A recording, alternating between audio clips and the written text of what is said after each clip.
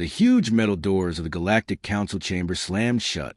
The sound bounced off walls made for creatures that breathed different air and lived under different suns.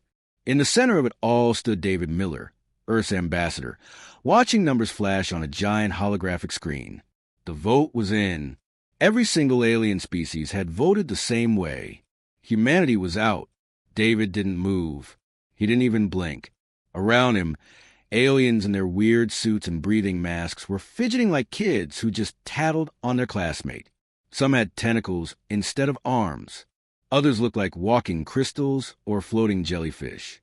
But they all had one thing in common right now. They couldn't look David in the eye. "The charges against your species are serious," said Counselor Prime Veltar.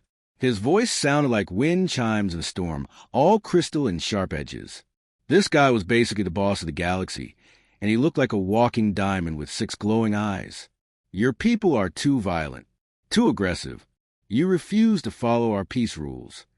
David's jaw muscles twitched just a tiny bit. That was it. No shouting, no sweating, no begging. The aliens were probably expecting him to lose his mind right about now. Humans had a reputation. After all, when things got tough, humans out loud. But David just stood there like he was waiting for a bus. "But the worst crime," Veltar continued, his voice getting colder, "is teaching war to 3 of our member species. The Kethari, the Volani, and the Zirian Collective. You gave them weapons. You taught them battle tactics. You made them dangerous." Now that was interesting. The aliens were scared that humans had taught their friends how to fight back. See, those 3 species used to get picked on by bigger, stronger aliens. They were like the nerds getting stuffed in lockers by the school bullies. So when humans showed up and said, "Hey, want to learn how to throw a punch?" Well, suddenly the bullies weren't so tough anymore. "Your species is exactly 72 standard hours," Veltar announced. All 6 eyes focused on David like laser pointers. Every human ship, every human base, every human person must leave Council space. No deals, no extensions, no second chances. The chamber got so quiet you could hear alien hearts beating in 50 different rhythms. This was the moment everyone was waiting for. The moment when a human would either start crying and begging or start screaming and making threats. Because that's what humans did, right? They got emotional. They made scenes. Instead, David Miller did something that made every alien in that room more nervous than any human tantrum could have. He straightened his tie. It was such a small thing. Such a normal, everyday human gesture. But in that moment, with the fate of his entire species hanging in the balance, David Miller fixed his tie like he was getting ready for a job interview. Then he picked up his briefcase. A simple black case that probably held nothing more important than some paperwork and maybe a sandwich. But the way he gripped the handle, calm, steady, like a man who knew exactly what he was doing, made several aliens take a step back. David walked toward the exit with the kind of confidence that comes from having a plan. His shoes clicked on the polished floor, each step echoing in the massive chamber. Delegates from dozens of worlds watched him go, and many of them were starting to wonder if they'd just made a terrible mistake. At the enormous doorway, big enough for creatures twice his size, David stopped. He turned around one last time, and for a moment his eyes swept across the assembled aliens. Species that had ruled the galaxy for thousands of years. Beings with technology that could destroy planets or create new stars. And David Miller, one human standing alone against the entire galaxy, smiled. Not a mean smile. Not a threatening smile. Just a quiet, knowing smile that said he knew something they didn't. "We'll be in touch," he said.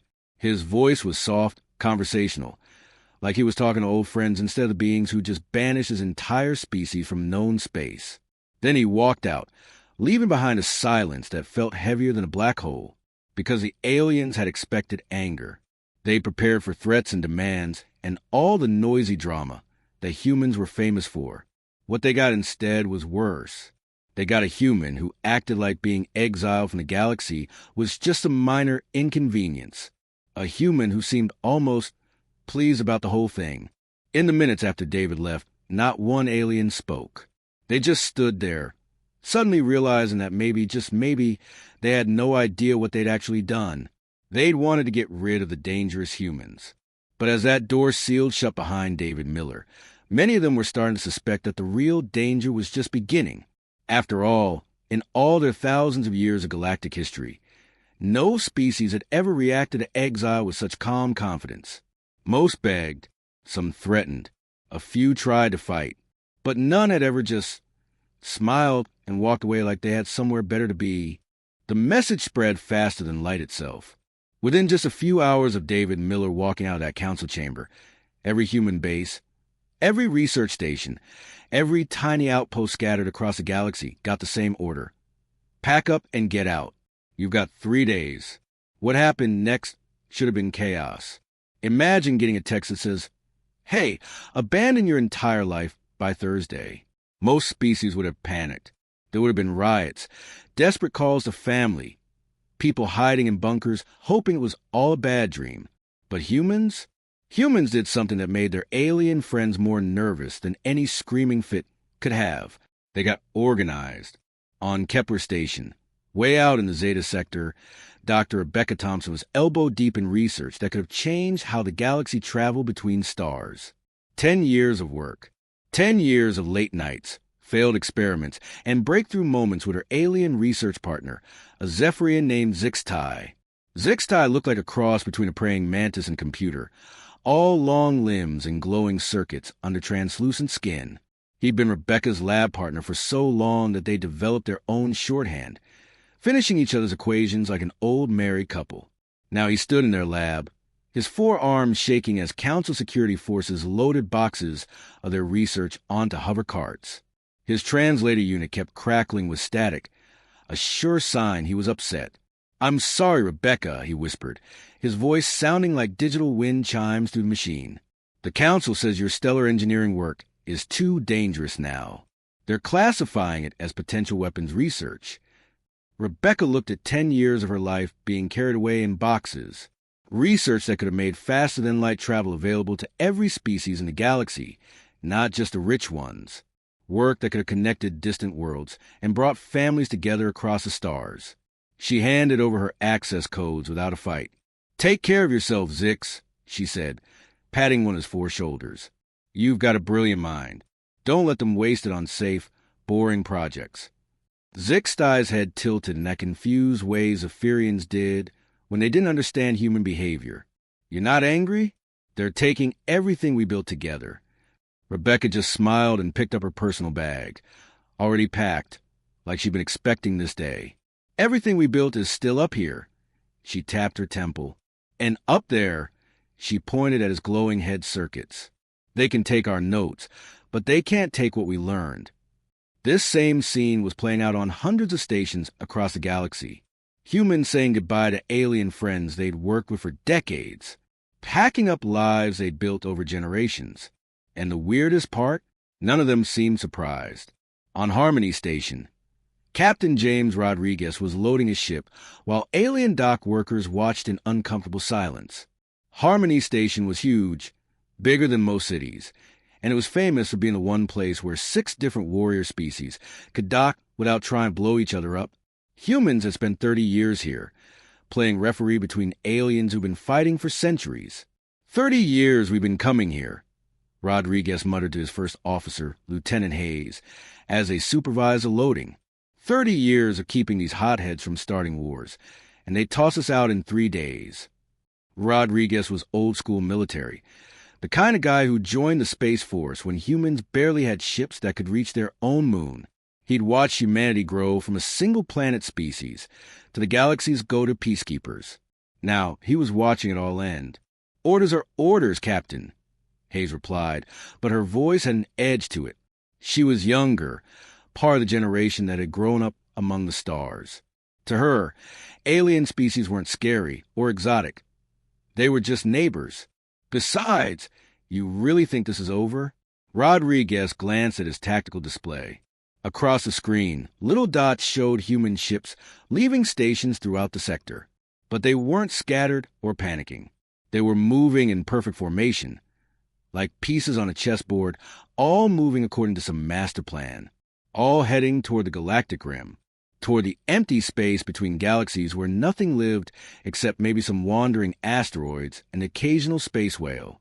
"No," Rodriguez said quietly, watching the beautiful, deadly coordination of humanity's retreat. "I don't think this is over at all. What was spooking the aliens wasn't that humans were angry or scared. It was that they seemed prepared, like they'd always known this day would come and had been planning for it all along. Every human ship that left carried more than just people and belongings. They carried decades of knowledge about alien technology, military tactics, trade routes, and diplomatic secrets. They carried friendships with species the Council had exiled or forgotten. Most importantly, they carried something the Council had never understood about humans. They carried the ability to turn exile into opportunity. As the last human ship disappeared into hyperspace, heading for the great unknown between galaxies, alien observers were left with an unsettling question. What exactly had they just unleashed into the darkness? 5 years. 5 whole years without humans stirring up trouble across the galaxy. The Galactic Council couldn't have been happier with themselves. They'd finally achieved what they call blessed peace, their fancy way of saying they'd gotten rid of the troublemakers. The numbers looked amazing on paper. Border fights between alien species had dropped by more than half. Military spending was down across most sectors. For the first time in centuries, the galaxy felt calm, stable, safe. Council members patted themselves on their various appendages and congratulated each other on a job well done. No more humans teaching warfare to peaceful species. No more human ships showing up wherever there was conflict. No more human diplomats asking uncomfortable questions about why some species got special treatment, while others got ignored. But while the Council was celebrating, other players were making moves. Admiral Korath of the Hegemony was having the time of his life. The Hegemony was basically the galaxy's biggest bully, a military empire that had been kept in check for decades by human patrol fleets. Humans had this annoying habit of showing up whenever the Hegemony tried to grab new territory, asking polite but firm questions like, "Hey, didn't those planets belong to someone else?" Now, with humans gone, Korath felt like a kid whose parents had left for the weekend. His fleet had rolled into 7 neutral systems, without a single human ship coming to stop them. Planets that had been independent for generations were now flying hegemony flags. The species living there didn't have much choice, surrender or get blown up. It's beautiful. Korath clicked his mandibles together in what passed for a hegemony smile. He looked like a cross between a crab and a tank, all armor plating and weapon ports. 5 years of humans getting in our way. And now look at us. 7 new systems in our territory, and not a peep from the Council. But it wasn't just the hegemony causing problems. Pirates were having a field day too. All those trade routes that humans use to patrol, now they were like highways with no police. Merchant ships were getting robbed left and right. Insurance rates had gone through the roof. The peaceful galaxy the Council wanted was turning into a free-for-all where the strongest took what they wanted and everyone else just had to deal with it. Then weird things started happening near the outer rim. "Sir, we've got a problem." Korath's communications officer buzzed through the static. The officer looked nervous, which was saying something. Hegemony officers were trained not to show fear. "We're getting distress calls from Scout Fleet Beta. They went dark 3 hours ago near the Void." The Void. Everyone knew about the Void, but nobody talked about it much. It was the empty space between galaxies, a massive stretch of nothing where light took millions of years to travel from one side to the other. It was where exiled species went when they had nowhere else to go. It was where things went to die. Korath's interest sharpened. Equipment failure? Navigational error? Unknown, sir. But before we lost contact, they mentioned something about unknown ships. Ships using flight patterns they'd never seen before. That should have been impossible. The Hegemony had the most advanced military in the galaxy. Their scout fleets were equipped with sensors that could detect a paperclip from 3 star systems away. What kind of ships could sneak up on them? 2 weeks later, they got their answer when pieces of a Hegemony destroyer came drifting into Council space. Dr. Alan Foster had seen a lot of weird stuff in his career as the Council's top alien technology expert. He'd studied crashed ships from species that existed before the Council was even formed. He'd examined weapons that could crack moons in half and engines that folded space like origami. But this debris had him completely stumped. The hull material is unlike anything in our databases, he reported to an emergency council session. His voice carried the kind of confusion that came from a lifetime expert encountering something totally new. It's some kind of adaptive metal that actually repairs itself. Watch this. He took a laser cutter to a piece of the wreckage. The metal parted like butter, then slowly began welding itself back together right before their eyes. Impossible, whispered Counselor Prime Veltar, his 6 crystalline eyes reflecting the self-healing metal. What species has technology like this? That's not the weird part, Foster continued. Look at the weapon damage patterns. He projected holographic images of the destroyed ship.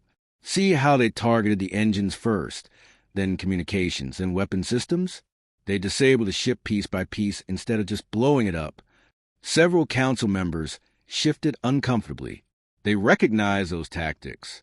The targeting is surgical, precise. It's designed to capture rather than kill.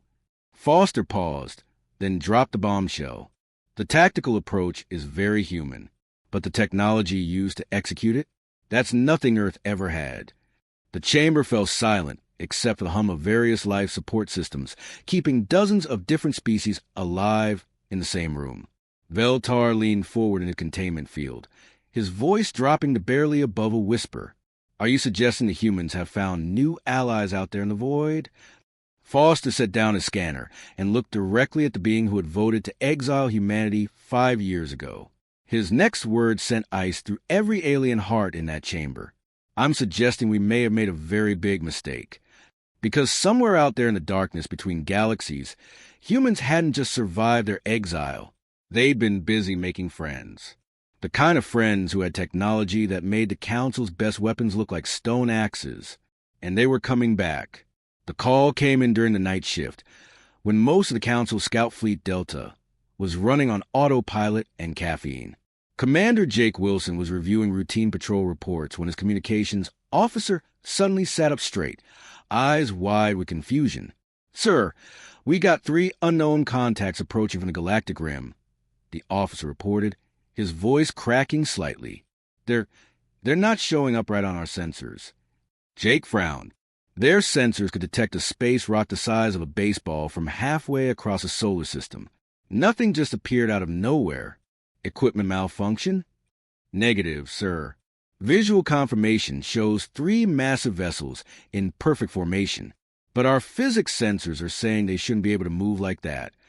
On the main screen, 3 ships materialized out of what looked like empty space. They were huge, easily the size of Council dreadnoughts, but they moved with the grace of fighters. Their hulls seemed to shimmer and bend light around them, like looking at something underwater. Then came the voice that changed everything. This is Admiral Lisa Morgan of the Terran Confederation vessel New Horizon. You're currently trespassing in Confederation space. Please state your business and prepare to be escorted to the nearest border. The bridge went dead silent. Jake felt his coffee mug slip from his fingers and shatter on the floor, but he didn't even notice. Admiral? Humans didn't have admirals when they left. They barely had a proper navy, just patrol ships and research vessels. And what the hell was the Terran Confederation? Last anyone checked, Earth was still run by the old United Earth government. Ma'am. Jake managed to stammer into his comm unit. This is Commander Wilson of Council Scout Fleet Delta. We're on routine patrol in neutral space. There must be some mistake. A pause. Then that voice again, calm and professional.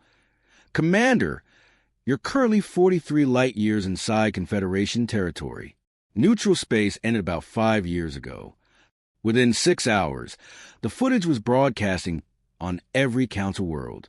Emergency sessions were called.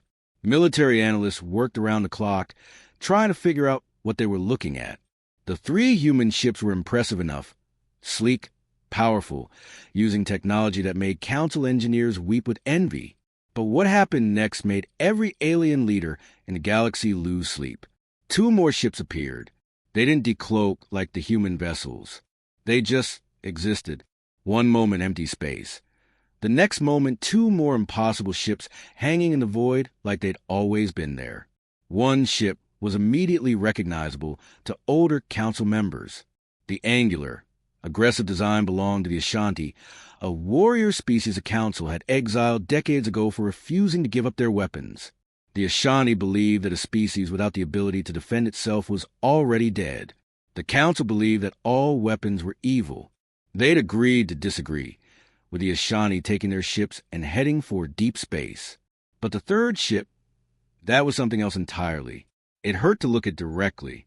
The hull seemed to exist in multiple dimensions at once, shifting and phasing like it couldn't decide which reality it wanted to be in. Alien physicists would later describe it as a ship that exists partially outside normal space-time. Most people just called it impossible. Then David Miller's face appeared on every screen. He looked older now, with gray streaks in his hair and lines around his eyes. But he wore the exact same quiet, knowing smile he'd had when he walked out of the council chamber 5 years ago, like a man who just finished a long, satisfying project. "Hello, Council Prime," he said, looking directly at the camera like he could see Veltar's crystalline face through it. "We told you we'd be in touch." Back in the council chamber, Veltar's 6 eyes flickered with what might have been fear. His crystal body was changing colors, a sure sign of stress among the species. Miller, his voice carried a tremor that hadn't been there 5 years ago. "What have you done?" David's smile widened just a fraction. "What humans always do, Counselor. We made friends." The camera pulled back to show the bridge of the New Horizon, and that's when the real shock hit. David wasn't alone. The bridge was full of beings working side by side. Humans, yes, but also creatures the council had never seen before. Tall, graceful beings that seemed to be made of living light. Mechanical intelligences that had achieved true consciousness, their bodies shifting and adapting in real time. Warrior species whose honor codes made the Ashanti look tame. And in the background, partially phased out of normal reality, crew members from that impossible ship. "You see, Counselor," David continued, his voice conversational, like he was catching up with an old friend, "the void between galaxies isn't as empty as you thought. There are others out there, species that were exiled like we were, species that chose isolation, ancient civilizations that your council never knew existed." He gestured to his diverse crew. "We found each other in the darkness, and we built something new." Behind him, holographic displays showed glimpses of what they'd built. Space stations that harnessed the power of black holes. Fleets of ships that moved between dimensions like submarines diving through reality. Cities floating free in the void, connected by bridges of pure energy. The Terran Confederation represents 17 different species across 4 different galaxies, David said. "We've learned to combine our technologies, our cultures, our strengths. We built a civilization based on mutual respect and shared growth." He leaned forward slightly, and for a moment, that friendly smile took on an edge. "And several of your member species have already asked to join us. The ones we taught to defend themselves, remember? They've been sending envoys for months." In the silence that followed, one thing became crystal clear to every council member watching. They hadn't just exiled humanity from their civilization. They'd accidentally created a rival civilization, one with technology they didn't understand, allies they'd never met, and resources they couldn't imagine. And this new civilization had humanity's fingerprints all over it. At exactly 1432 Galactic Standard Time, every communication device in Council space received the same message. Every military frequency, every civilian network, every personal communicator on every planet. Even ancient emergency systems that hadn't been activated in centuries suddenly crackled to life. The technology needed to pull off something like this shouldn't have existed.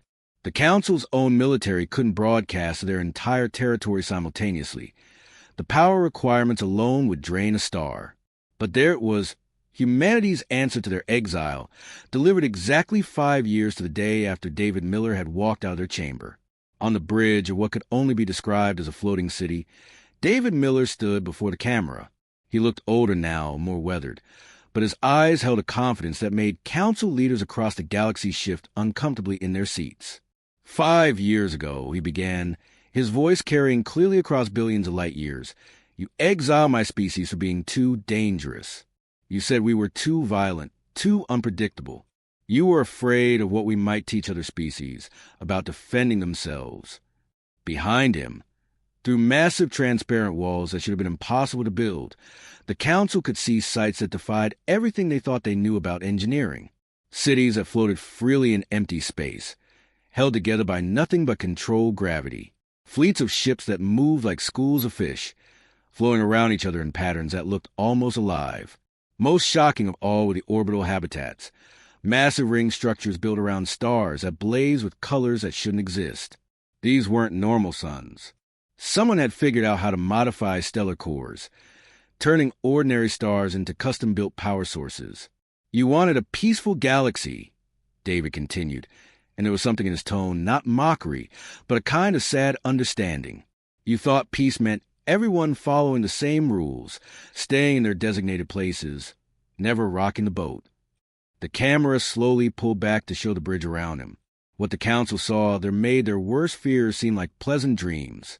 Humans were working alongside creatures that no Council database had ever recorded.